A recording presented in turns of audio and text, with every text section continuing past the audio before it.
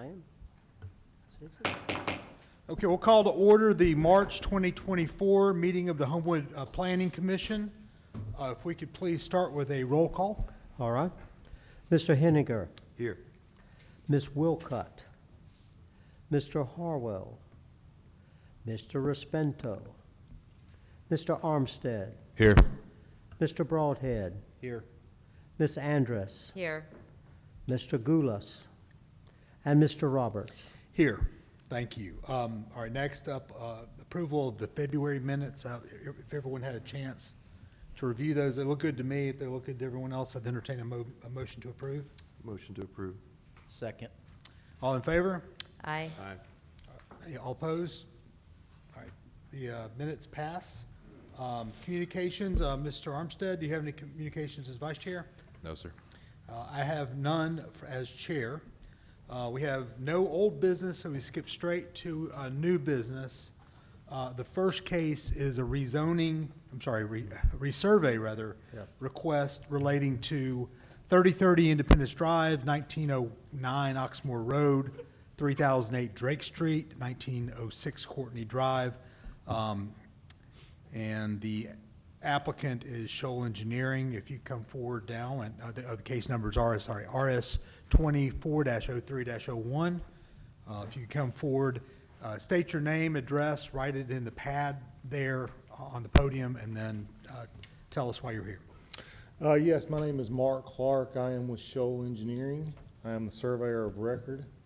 We are here in Birmingham, and we are here to ask for this resurvey of 5 lots, vacated right-of-way and some acreage into one lot for the redevelopment of that lot.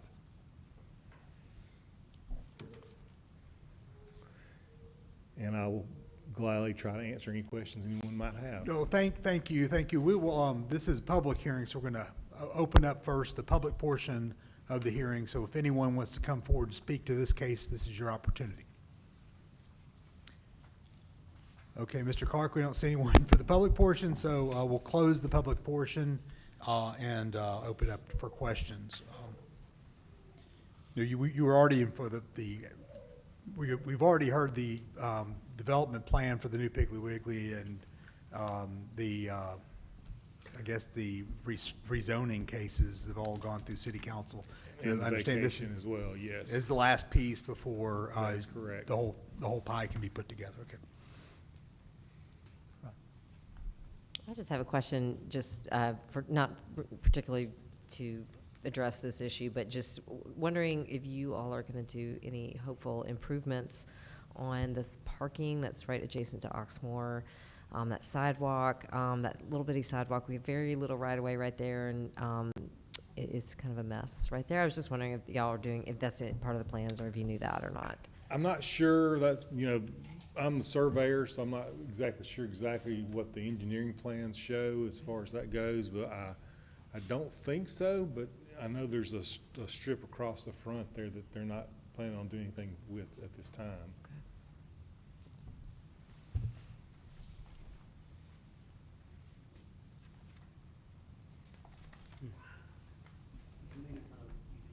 Yes.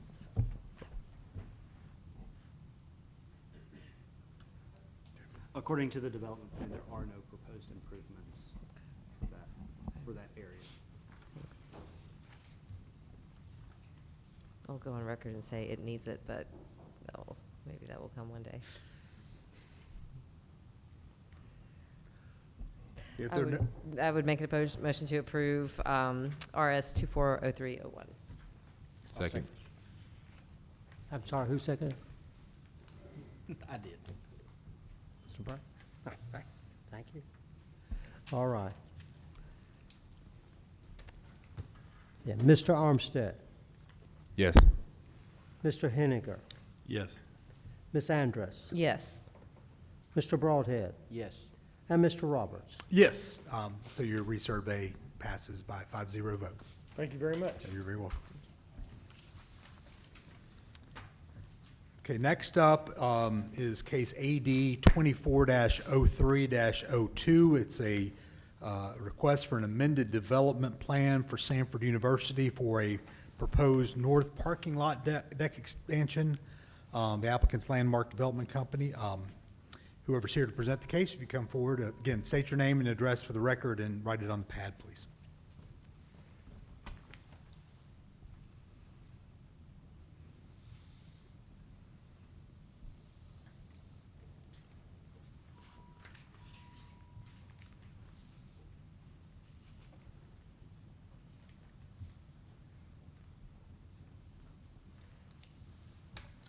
Hello, my name is Caleb Martin with Cadre Engineering, presenting to you, I guess, the north parking deck expansion for Samford University.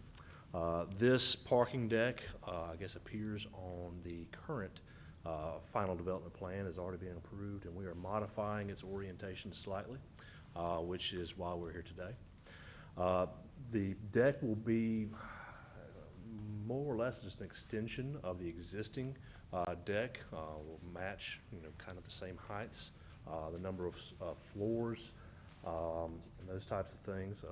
So it's located kind of on the northwest side of campus, in between facilities and the existing deck and the central chiller plant. It's kind of centrally located to, I guess, several of the dorms on the quad, which will hopefully will be serving. I guess this project is, I guess, necessitated by the number of students that have enrolled recently. I guess the student count is just continually rising. So this effort is to get those students on campus, parking on campus with a convenient area, and get them kind of out of the community from renting single-family houses or apartments around the campus. So yeah, I guess I'll just open that up. Thank you. With that, we will open up the public portion of tonight's hearing. If anyone here from the public is here to speak on this case, this will be your opportunity to come forward. Ma'am, if you could just, again, write your name and address on the pad and state it for the record. My name is Erin Isbell. I am at 1608 Salter Road. We're right across from where the deck's going in. My husband and I sent an email to Mr. Goodwin requesting that something be done about the lighting. We don't have a problem with the deck per se, but the lighting itself at night is a real issue. It's a ton of light pollution. It shines right into the front of our house currently from the current deck. The addition's gonna just make it worse. And we, in the email that we sent to Mr. Goodwin, included some suggestions of different types of lighting that could be subbed for what is currently there. The lights can be capped. Right now they're just like stadium lights and they shine all night. And we have blackout curtains on my children's bedrooms and it's just unpleasant. And this is gonna make it much worse. And we're looking right at it. So yeah, if somebody could include that in the plan, that would be fantastic. So, thank you. Let's wait until we close the public portion. Yeah, if anyone else is here to speak on the case, not from the public, not an applicant, come forward now. Seeing no one, we'll close the public portion and open it back up for questions. If you could just start by addressing Ms. Isbell's comments. Sure, yeah, so we would like to be a good neighbor. Obviously, Samford's been in Homewood for a long time. Want to be good neighbors to those around us. We've received that comment and would like to address it. So I guess when the initial deck went in, the lights that were put in were more decorative, which shined in all different directions. And the proposed deck, we would like to go back with more of a directional light that could even be fitted with shields such that it doesn't pollute surrounding properties. And to that extent, I guess we would like to update the existing deck with those same type fixtures so that they're consistent throughout to try and prevent that pollution to the surrounding properties. Thank you. If you could stay up, we might have other questions. I'm sure we will. with the public portion's closed, so one other, talking with staff, one other item that was suggested was a photometric that would measure the number of lumens at the property line, I guess under at Salter or wherever around there. Is that something you could proffer providing as well? Absolutely.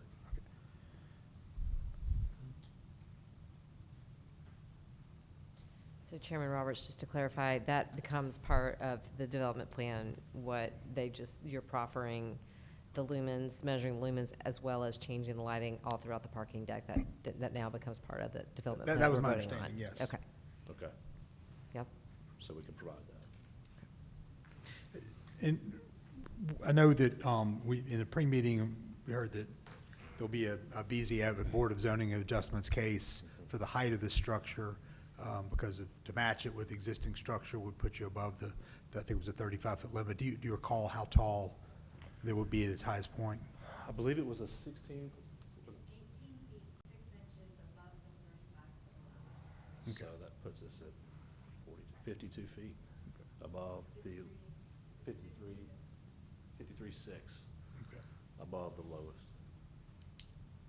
Yeah, it's not, obviously not part of tonight. That'll be part of the BZA case. I just wanted to get a sense. Correct.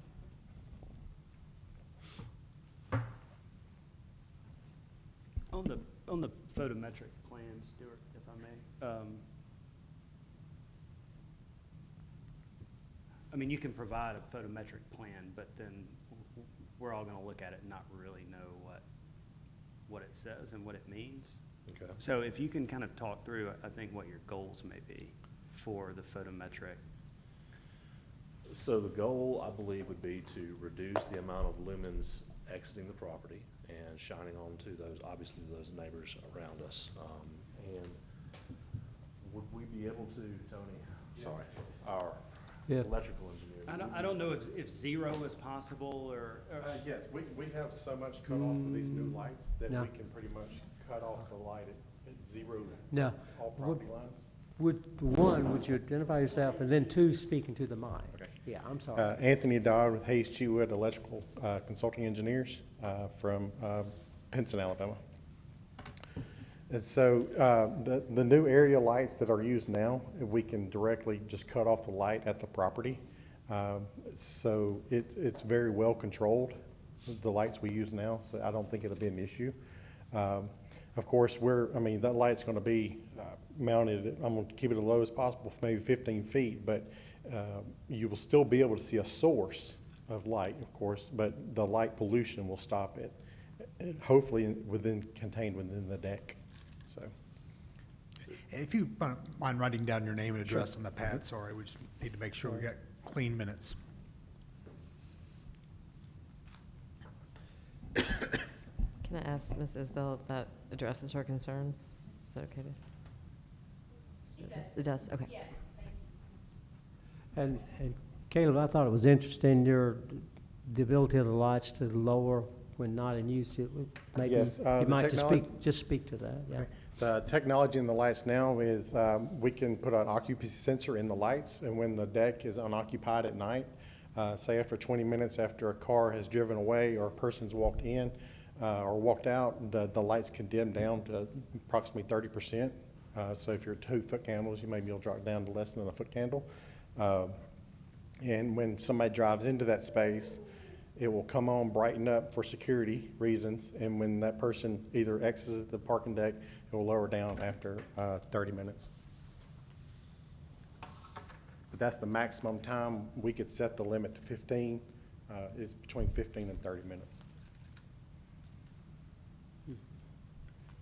And so we're saying the plan would include both the dimming and the directional? Is that what we're kind of proffering here? I don't, to your point, Caleb, how do we? Yeah, that's right. Okay. I feel like that's the proper, I mean, you're gonna provide a photometric plan, but there needs to be some boundaries set. I mean, I can give you the IES recommendations of security levels. I mean, we're all liability for the Samford University of security of the students. So we have to meet those certain requirements, but when it's unoccupied, we can lower those requirements And when students are there, we raise them back up. And it, not to add any work to your scope, but it may be helpful to see where we are now. Okay. With what's existing and then what's being proposed, to see the reduction. Okay, what I can do is I can give you a horizontal foot candle reading and a vertical foot candle reading, so you can see the blob of lights that are going out. And then I'll do a vertical and horizontal for the new, where you can see it's being cut off. So I can provide renderings as well. And we're saying that would apply to the entirety of the parking deck, old and new? Yes, I can. This- Okay, updated lights, okay.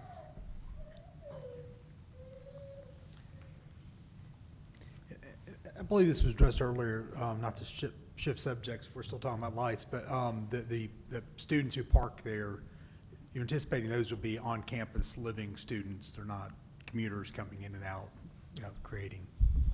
I mean, I know that the students will, is there a plan or an expectation on that issue? Like how many of the parking spots will be for on-campus residents versus?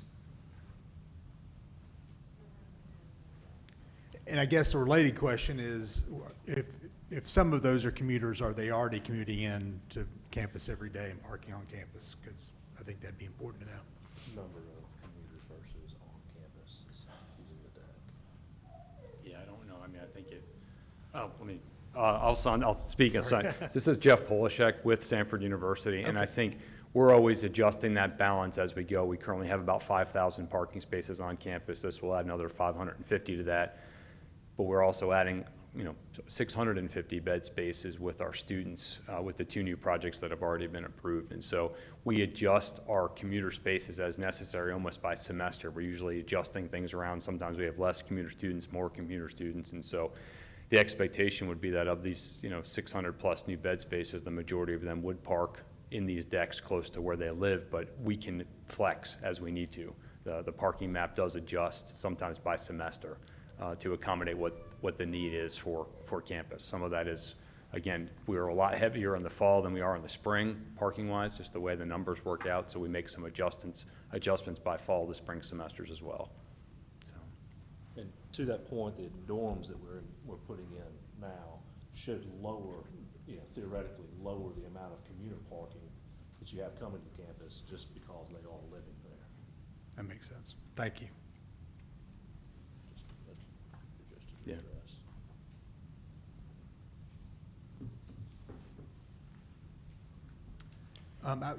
I would entertain a motion again with the 2 proffers. One is providing directional lighting throughout both the new addition and the existing parking deck, and then also a photometric plan to address the outgoing light at the property line. I would make that motion, but I wanted to ask if you had a question, you approached the podium, and Yes, if you wanted to. I wanted to address the comment that was made about replacing all of the existing lights in the Okay. parking deck. It would only be replacing the existing lights that are on the top level that are pole mounted. I think those were the ones that were being Still- identified before. still- Okay, thank you. Mrs. Bell still, yes, okay. That's the problem. Is the one on top. Has no cap, Okay. so it's like stadium lighting all around the top of it. I gotcha. Inside lights are no problem. Okay, well, I will make a motion to approve AD 240302 with those 2 proffers. Second that. One second. All right. Mr. Armstead, Yes. Mr. Henniger, Yes. Ms. Andrus, Yes. Mr. Broadhead, Yes. and Mr. Roberts. Yes, so case will go forward with a positive 5-0 recommendation from the commission. Thank you.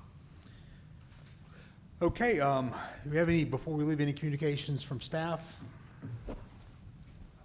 I just wanted to note the fact that Mr. Roberts has been reappointed for another 6-year term on the planning commission. His first Congratulations.